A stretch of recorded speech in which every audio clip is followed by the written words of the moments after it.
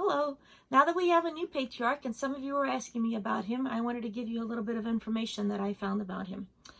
Our new patriarch is His Holiness the Archbishop of Peć, Metropolitan of Belgrade and Karlovci, and Serbian Patriarch Porfirije.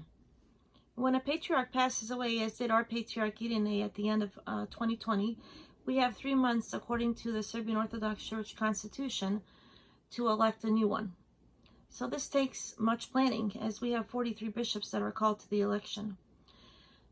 The election usually takes place at the Patriarchate, but due to COVID restrictions, this year the election took place at St. Sava Temple Crypt in Vračar.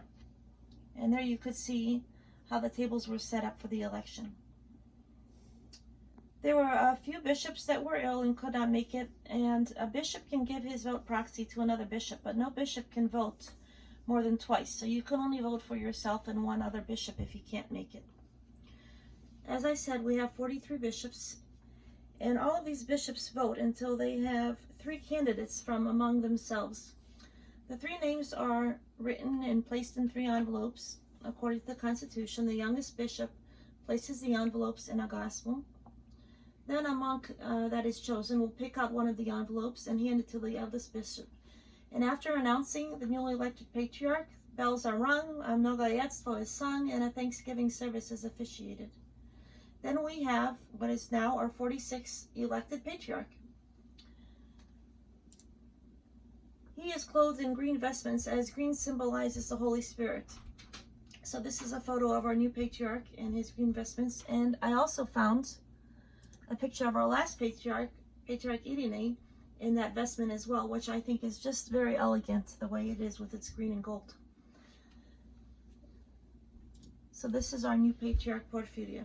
So a beautiful service was had at St. Sava in Vračar and also at the Cathedral of the Saborna Crkva. And I did want to mention that I saw Father Maxim Ilić, if you remember, from Monastery Marcha at the liturgy as well. So he was in attendance, which was nice. And then we also had at the election our bishops here from this area, our Bishop Longin and our Bishop Irene. So they were there too, as you see him with the new patriarch. I'm just going to go back 2 patriarchs because you probably only remember Patriarch Pavle and Patriarch Irene. Patriarch Pavle served with us from 1990 to 2009. He was in his mid-70s when he's elected. Patriarch Irene, who served for us from 2010 to 2020, was almost 80 when elected, and now Patriarch Porfirije is 59 years old, so that's different. Our patriarch is very diverse in his experiences. He's a pious and very intelligent man. First of all, he speaks 5 languages: Serbian, Greek, Russian, German, and English. He was tonsured a monk at Monastery Visoki Dečani and later became a hierodeacon in Kosovo Metohija. He did serve on an electronic media board, which I thought was neat, for nearly a decade, and started a successful project at Monastery Kovil for those suffering from drug addiction.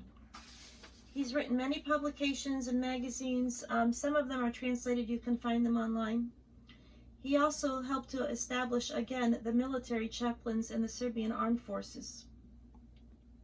So where was he before he was elected? He was the bishop of Zagreb and Ljubljana. Zagreb is a city in Croatia. He served there from 2014 until his election. He was enthroned at the cathedral in Zagreb, which is where I was baptized and my cousin Sasha, so that's kind of neat. If you don't know where Zagreb is in Croatia, they had an earthquake hit them at the end of last year. So he did help many suffering Serbian families who lost their homes by giving them much needed aid, including 30 mobile homes with the help of the Serbian government and his diocese. Also, he's familiar with the people there because he was their bishop for so long. So the parishioners know him, and he continues to help them even as patriarch.